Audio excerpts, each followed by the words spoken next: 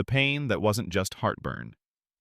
It started with a sensation, not sharp, not sudden, just pressure, right in the center of the chest. Mr. Raymond, 71 years old, had just finished dinner a bit later than usual, pasta with a rich tomato sauce and a glass of red wine. A mild discomfort bloomed beneath his sternum.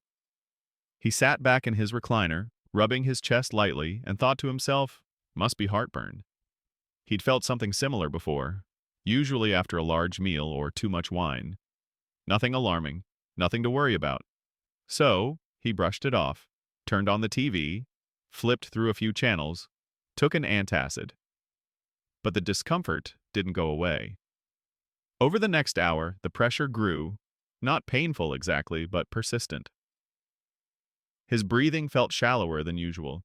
He shifted in his seat, trying to get comfortable. Maybe it's just gas, he thought. Maybe I'll feel better lying down. Around midnight, he finally mentioned it to his wife. Something feels off, he muttered. She looked up from her book. Do you want to go to the hospital?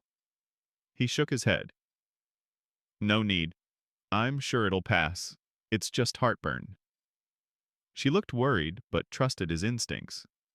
He had always been the calm, steady one, never liked to fuss. By 2 a.m., he was tossing and turning. Sweat gathered on his forehead. He didn't say anything. He didn't want to wake her. He still believed it was nothing serious, just a bad night. By 3:30, he couldn't sleep. He sat upright in bed, clutching his chest. There was a cold, squeezing sensation now. A slight nausea creeping in. At 4:07 a.m., his wife woke to a sound. Something like a gasp. He was slumped forward, unresponsive. She called 911 immediately. The paramedics arrived within 8 minutes. But Raymond never regained consciousness. The doctors later confirmed it had been a massive heart attack, one that had likely begun hours earlier, one that could have been survived if he had gotten help in time. Raymond's story is not rare. In fact, it's common. Heart attacks in older adults, especially men, often start with mild, non-classic symptoms. We're taught to expect the movie scene version, the clutching chest, the collapse, the dramatic pain. But in reality, many heart attacks start quietly, with just a tightness, a discomfort, or a sense of unease. That's why misinterpretation is the #1 reason older adults delay emergency care when they're having a heart attack. Let's break this down. In people over 60, and especially those with underlying conditions like high blood pressure, diabetes, or high cholesterol, chest pain doesn't always present as pain. It can be a vague pressure or heaviness, discomfort in the neck, jaw, shoulder, or back, shortness of breath, nausea or lightheadedness, sudden fatigue without explanation. These symptoms are easy to brush off, easy to mistake for heartburn, anxiety, or aging. And unfortunately, that delay, waiting to see if it passes, can be deadly. In Raymond's case, his window for survival was likely in the first hour. If he had gone to the ER when the pressure didn't subside, or even when his wife first offered, he may have received life-saving intervention, medication to dissolve the clot, oxygen, monitoring, or even a stent. But the clock ran out. So what can we learn from this? Every minute matters. Medical professionals often say, time is muscle. For every minute a heart attack goes untreated, more heart muscle dies. After a certain point, the damage becomes irreversible. Here's what you, or your loved ones, need to know. If you're over 60 and feel any kind of unusual chest sensation, treat it seriously. If the discomfort lasts more than 5 minutes, call emergency services immediately. Don't wait. Don't Google. Don't downplay. It's not about panic, it's about precaution. Let's say you're wrong, let's say you go in and it turns out to be indigestion. Great. You go home, reassured, you're safe. But if you're right, if it's your heart, your decision to act could save your life. And here's another truth. Many older adults don't act because they don't want to worry others. Raymond didn't want to wake his wife. He didn't want to cause trouble. He thought he was being strong. But in reality, Ignoring warning signs isn't strength, it's risk. If you're a caregiver or have elderly parents or grandparents, have this conversation now. Let them know that you'd rather have a false alarm than a funeral. Encourage them to speak up about symptoms, no matter how small. Because the next time someone says, "It's probably just heartburn," it might not be. Chapter 2. Denial is a killer. He had all the warning signs: high blood pressure, high cholesterol, borderline diabetes, and a father who had died of a heart attack at 65. His doctor had warned him. His daughter had begged him to take things seriously. But Raymond, like so many others, brushed it all off. He didn't like going to the doctor. He hated hospitals. "What's the point?" he used to say. "I feel fine." And that's exactly the problem. He felt fine until he didn't. Denial is one of the most dangerous conditions an older adult can suffer from. It hides behind phrases like, "It's probably nothing," "I'll wait a bit longer," or "I don't want to cause a fuss." These thoughts feel reasonable in the moment, but they can delay critical treatment and cost lives. Studies show that more than half of elderly heart attack victims delayed seeking care for over 2 hours after their first symptoms appeared. That delay can mean the difference between life and death. Denial is quiet. It doesn't scream. It convinces. It whispers things that seem logical. It's just stress. You didn't sleep well. Maybe it's the weather. And in those hours of convincing yourself it's nothing, the heart is starving for oxygen. The damage is building. Think of your heart like a house fire. If you respond immediately when you see smoke, the fire department has a chance to save the structure. If you wait until the flames are visible from the street, it's too late. The same goes for chest pain, shortness of breath, and any sudden change in how your body feels.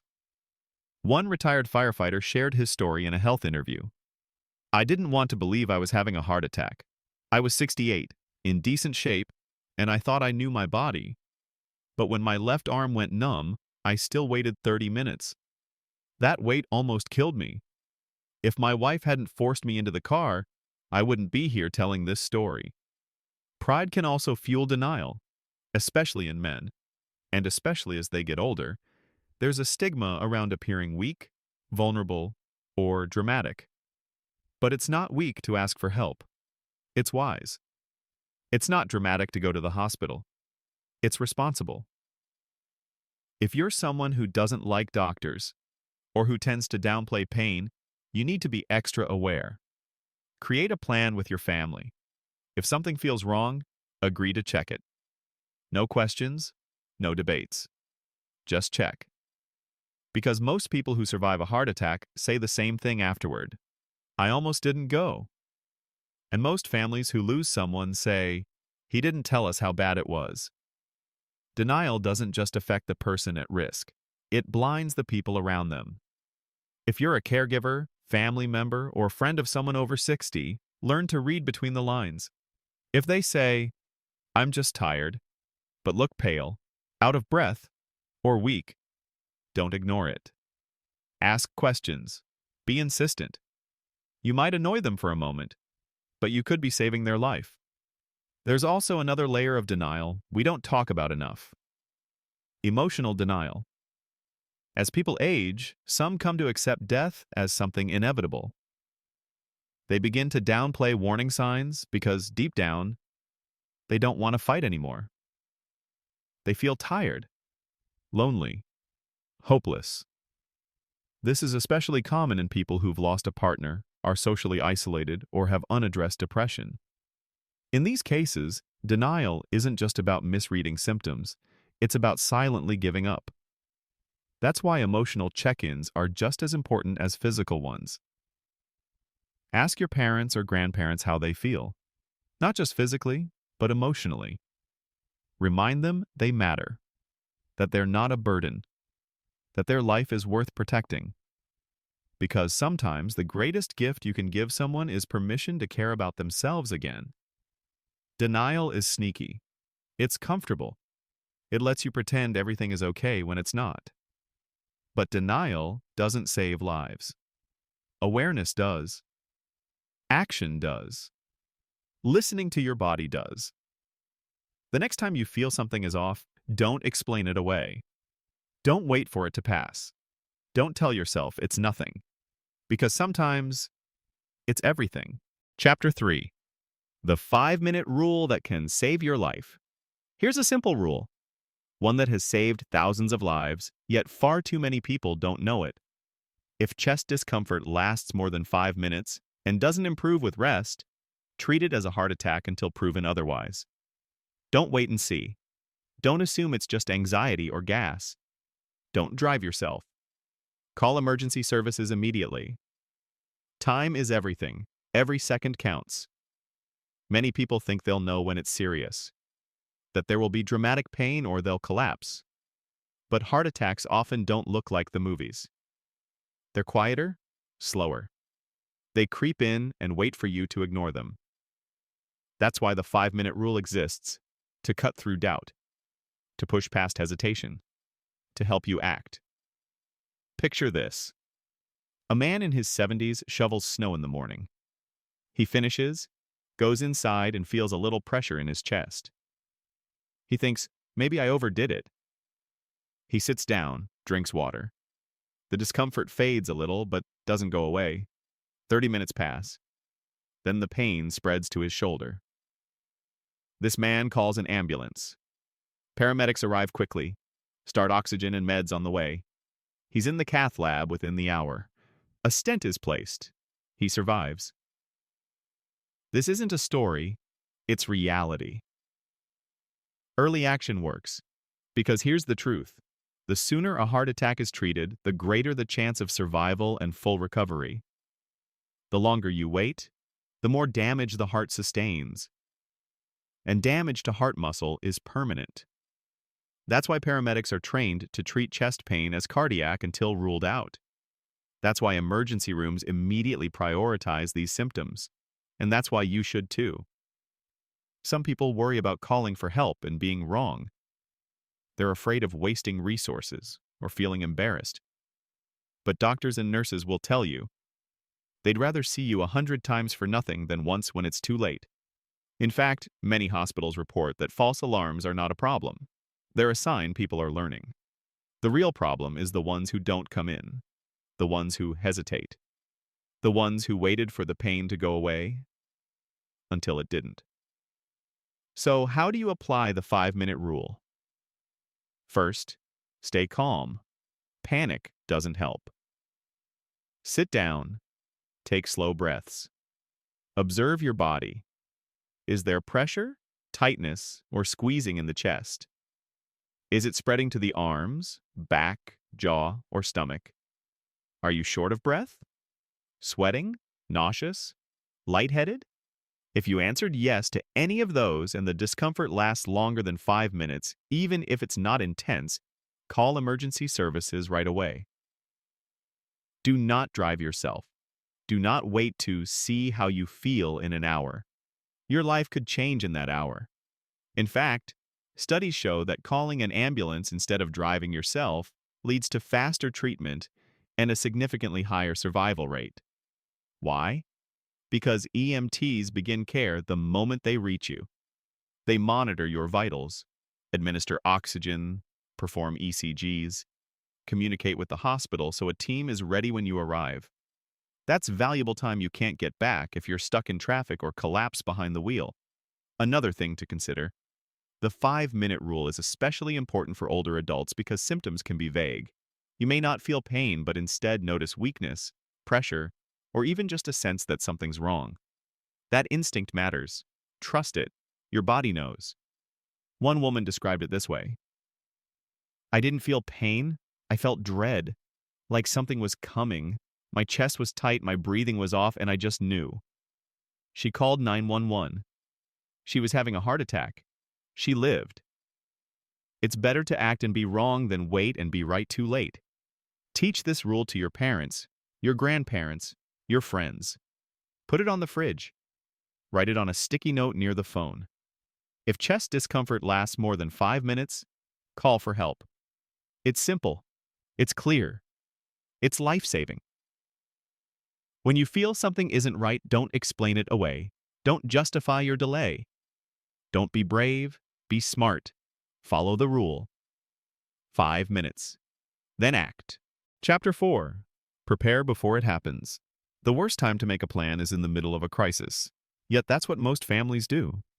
They wait until someone collapses, until the pain is unbearable, until it's too late to prepare. But when it comes to heart health, especially in older adults, you don't plan during the emergency. You plan before it happens. Preparation isn't about fear. It's about control. It's about giving yourself and your loved ones the tools to survive a moment when every second matters. So here's what you need to do today. First, create a simple emergency folder. Inside, include a full list of medications, dosages, known allergies, medical conditions, previous surgeries, and any implanted devices like pacemakers or stents.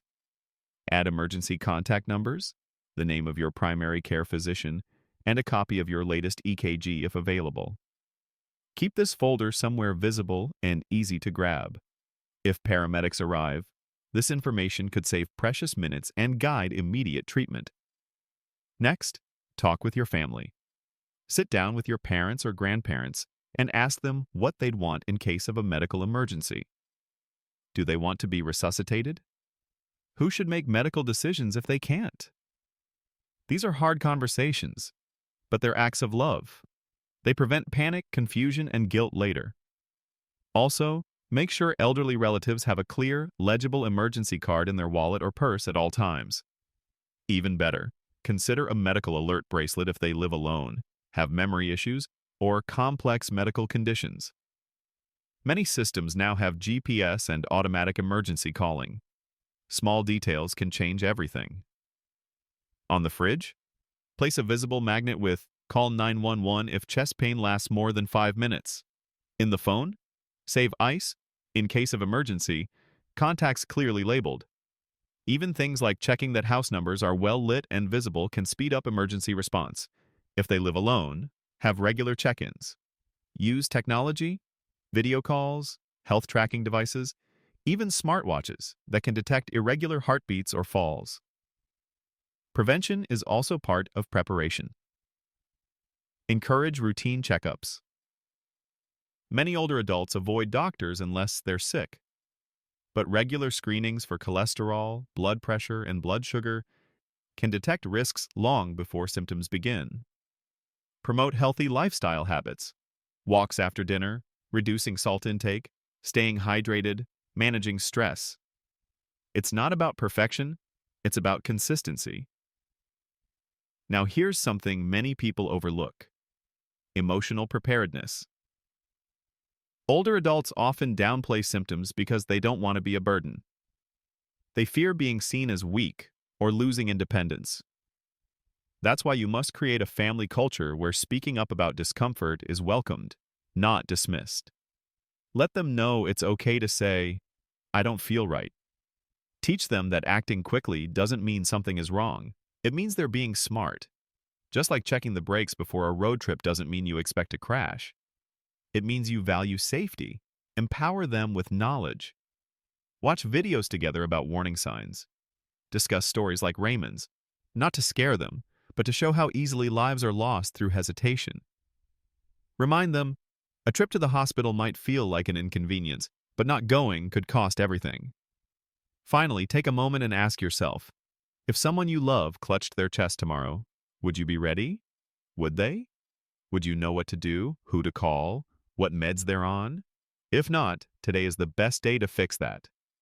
Because when the moment comes, and it will for many families, what you've done before it happens will matter more than anything you do during it. Preparation doesn't guarantee survival, but the lack of it often guarantees the opposite. Don't wait for pain to make you act. Don't wait for loss to make you regret. Prepare before it happens. That's how you save a life.